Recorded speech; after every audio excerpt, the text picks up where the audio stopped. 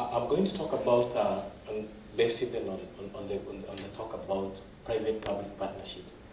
I'm going to talk about an example of one private partnership that we've established in Kenya.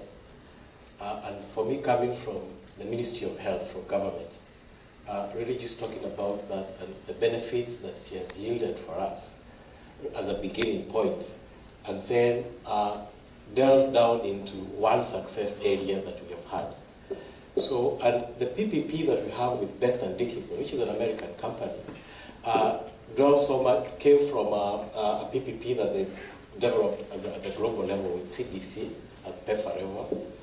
And when they came to Africa, they took up key areas that for them, a key area of strengthening laboratory systems and quality management practices.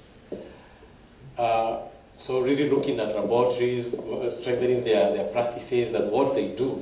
And they have embraced, since 2013, 21 laboratories within the region. And Kenya being one of the countries, then we were able to contribute 10 of these labs and grow with those labs. And in this partnership, and we'll see in the slides that are coming after this, every partner comes in and brings in their resources. But the most important thing is that for us as a country in Kenya, we are able to leverage and benefit from resources coming from a private company, BD. So, and one of the things that we do is, in terms of strengthening laboratories, we've picked up the SLIPTA model and said, this is what we want to use for our country. And so we've sat down and in terms of looking at workshops, SLIPTA workshops, where we sit down and say, who pays for this, who does this? Then we've held on-site mentorships within the sites where BD employees, full-time BD employees, offer their services free of cost when they are on leave and come to Kenya and stay in the labs for periods of over 21 days, mentoring the laboratories at no cost, offering their expertise. And, various levels of professionals coming and doing that. Then we've built a lot of that in terms of continuous evaluation and assessments, just tracking our progress. Where are we going in terms of the laboratories that we are working in? Then we have sat down as a country within the project with support from CDC and supported the issue of supplementary training, internal audit training. We've done that within the laboratories. This is a key component. Internal audits and evaluation are a key quality system essential in the laboratory space. Then method validation trainings, and we've offered that for laboratories that are doing there. Then as a country, we've also just done an EQ enrollment for this laboratory. And as a result of that, working on that, working in 10 laboratories, a lot of these labs achieving over 2 stars. We achieved one laboratory getting ISO accreditation. So, and these are the Kenyan partners, because this is, as I've said, is a PPP. It's 3 partners. So the photo you see there is the success story of that hospital that got accredited. But really, what then does everybody bring on the table? So, and as I have said, BD brings in technical expertise. They have, trained individuals that are quality management system experts that come on board. And, at that level, then the Ministry of Health, which I'm representing, will provide leadership and, as a contact for the local facilities. Because this BD is a foreign company. But when you come down there, for me working with the Ministry of Health, with our colleagues, then we're able to reach down to those local facilities. Then CDC in the country also provides technical support, technical advisors.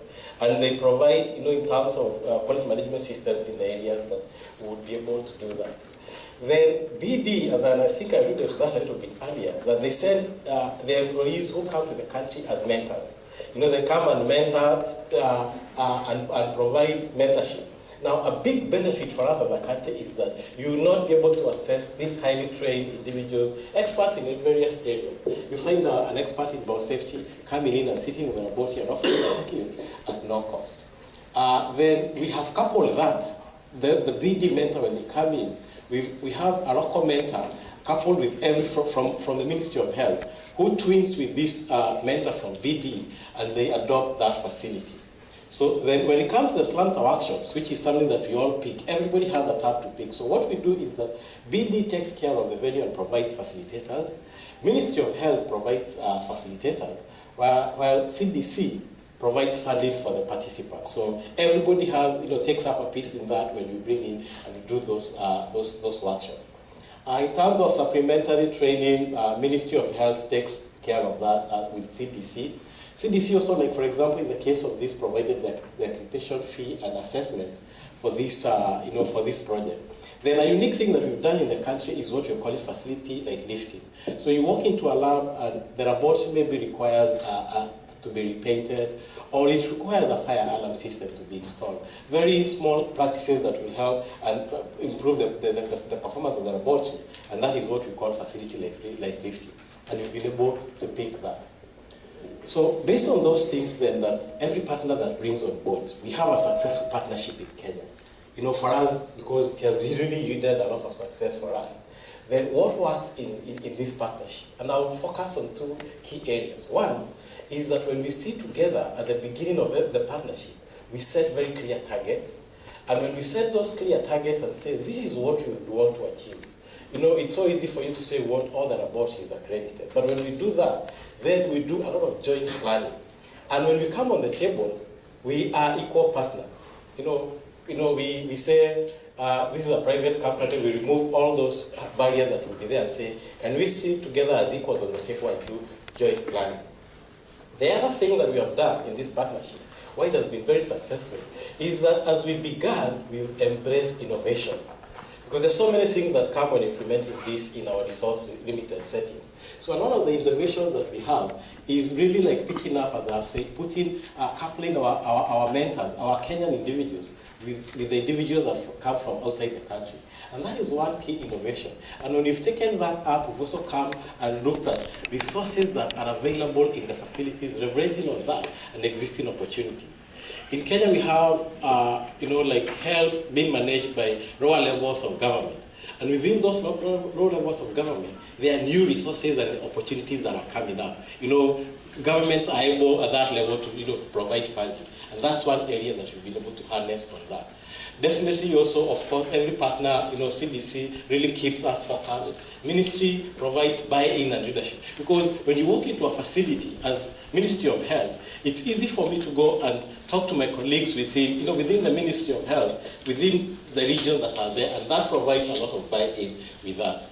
And definitely BD as a private company has been very enthusiastic and providing a lot of support that for us has really helped us. And together, we've been dreaming, together for the stars, and maintaining a very robust communication channel. We're always talking together and saying, how do we move this thing? What needs to be done? What improvements do we need to make in terms of this? And I will try and say that, when this private partnership came, and I remember going up and talking to my seniors, and the fear of, what are you doing with a private company discussing? Are they going to bring the equipment? Are they going to sell the equipment? All these things that we've done. But really, maintaining a robust communication system has really helped us into that. And I say that we need to harness what the private sector has at no cost. They provided medical engineers for our calibration center, highly trained medical engineers that come in and sit in our facility for as long as we require them, at no cost to us. And that's a big benefit. So then talking about that, just looking at the partnership, then let me look at, just try and focus on the success story of the PCA Kikuyu mission. Now, this is a facility. In Kenya, we have different kinds of facilities. We have public facilities that are owned by the government. Then we have facilities that are owned by hospitals. Hospitals that are owned by churches. So you have religious organizations coming in and establishing medical facilities. So this is a facility that is established by the Presbyterian Church. And what they do is that government helps in terms of, because they supplement the services that government provides. So government seconds staff to these facilities. Government, for example, in HIV testing or TB testing, supply this. So it's really like what you would call a quasi, semi-private, semi-public facility. And so when we went into this facility, for us, it helps. It is in an area just outside the capital city where it helps off-road in terms of a lot of patient numbers from government facilities. So when we went in there in 2014, at the baseline, 49% on the Slipper score. And what is amazing is that within a period of less than 24 months, that facility was able to move from 49%, which is moving to 6%, which is the total 5 stars. So this is an amazing success for us. And not just moving from there in 2016, in 2017, the facility attained full accreditation and really got everybody's attention. What has happened in this facility? What things are there that you've done? And so other than moving from there, you will see on the extreme end there, test volumes went up, 12%. The number there is over 30,000 tests increase over that period of time. We also had an improvement in EQA performance. So in terms of test volumes going up, really tells you about customers. People are satisfied with the results, and the lab is able to take up more number of tests with the same number of personnel that they had. Then in terms of EQA performance, the accuracy of the test results that this facility has been giving went up. So we are saying that, and that's one of the things we look at, the accuracy of results that you're giving to the patients, really built on that. Then we had a reduction in sample rejection rate, 6% rejection rate. And this, if I had the time, I would talk about that. But really it's sitting with the clinicians and nurses and saying, where are we getting wrong in terms of collecting our samples? Then a huge increment in terms of turnaround time of specimens, going to in some tests going up to 16% decrease in turnaround time. The time that the patient will wait for the results then. And for us, when you sit down in the hospital and just looking at them, it ended up, and the end result is that there has been reduced wastage in terms of, wastage in terms of the resources that are there. Patients waiting, the rejection of specimens, reagents getting wasted, improved, better customer satisfaction because customers are getting more and more satisfied. So then, what are the drivers? And I will end with this because for us, as I've said, is a huge success story there. So what are the drivers for this? And I just picked up into 4 key areas. One is that when we walked into this facility, there was huge management buy-in. I remember us sitting with the BD individual and going to do a baseline. And the hospital administrator, who has a key in terms of making decisions, was really, got into this and bought into this, into this idea. And because of that management buy-in, we were able to sit down with the laboratory personnel and form teams where everybody within the laboratory is responsible for every area in the quality system essentials. And of course that translates to availability of resources. So then we were able, because this is, as I said, is like a private facility, with a little bit of systems in terms of, for example, managing their purchasing and inventory. We were able to write in on that in the systems that are there. Then also how they manage their personnel. So for example, we put in indicators for accreditation on staff management and say, this is your performance appraisals at the end of the year that we'll be working on. Then I think I've talked about the innovation, coupling the BD mentors with local mentors, but then also sitting in the facility and tailoring our coaching and saying, these I think are some of the areas of weakness that we would want to not look at that.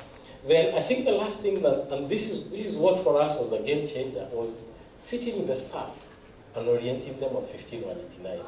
So, and translating them and telling them that if we do this, then we'll have better customer satisfaction. And so for us, I think this is a story, and we've gone into phase 2 of this partnership and picked more labs. And we're saying, the lessons that we've learned from this, can we do this for another 5 years and go on impacting our laboratories? And I would end by saying that as proven in Kenya, it is possible to get private resources, sector resources, and utilize them for public. Thank you.